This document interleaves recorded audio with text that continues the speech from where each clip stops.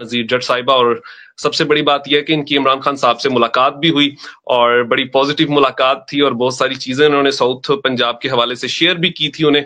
تو خان صاحب نے اس کے اوپر ان کو شاباش بھی دی اور اسی طرح ڈٹے رہنے کے حوالے سے پیغام بھی دیا.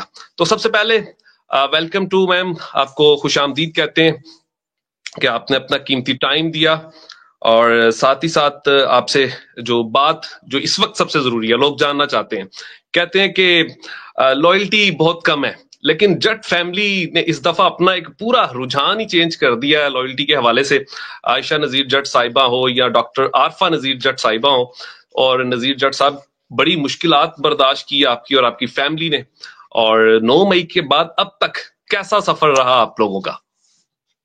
9 مئی کے بعد آپ کو جیسے پتہ ہے کہ پنجاب کے اسپیشلی لوگوں کے جو الیکٹیبلز تھے ان کے اوپر تو کچھ زیادہ ہی پریشرز تھے. ان کے گھر بھی توڑے گئے. عائشہ کا جیسے آپ کو پتہ ہے گھر بھی توڑا گیا. اس کی 2 مہینے کی بچی تھی وہ بے گھر ہو گئی. اس کے 2 سال سے بچے اسکول نہیں جا پائے. اس کے علاوہ یہ تو بس ایک ایگزامپل ہے. آپ کو پتہ ہے ہمارے نومینیشن پیپر بھی ریجیکٹ ہوئے. مجھے بھی اریسٹ، ہم لوگوں میرے کزن سارے جیل رہ کے آئے ہیں. ہم لوگوں کو بھی اریسٹ کرنے کی کوشش کی، لیکن جب اللہ کی مرضی نہیں ہوتی تو آپ کو کوئی انگلی بھی نہیں لگا سکتا. اور جیسے انہوں نے ہمیں پریشر کیا، آفرز نہیں مانی تو پریشرائز کیا، ہر قسم کی دھمکی دی، اٹھا لیں گے، یہ کر دیں گے، وہ کر دیں گے. بہت ڈیفیکلٹ ٹائم گزرا. آپ کی ہماری پوری فیملی کی مینٹل ہیلتھ پہ بہت اثر ہوا، بلکہ اس کی وجہ سے فزیکل ہیلتھ پہ بھی بہت اثر ہوا.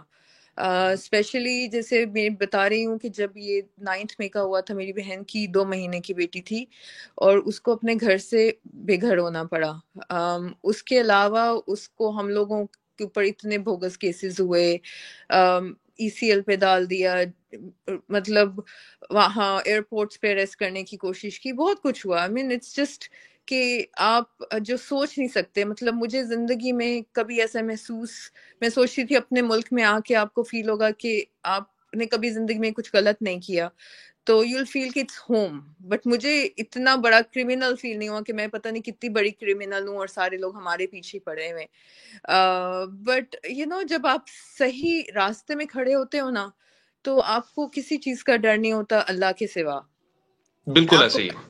کہ جب امینڈمنٹ ہوئی ہے اس وقت بھی عائشہ واز ایکسپیکٹنگ، اس کے پیچھے لوگ لگے ہوئے تھے، پارلیمنٹ لاجز میں آ کے ہراس کرتے تھے، اس کے علاوہ پیچھا کرتے تھے، فون کالز ویئرڈ آتی تھیں.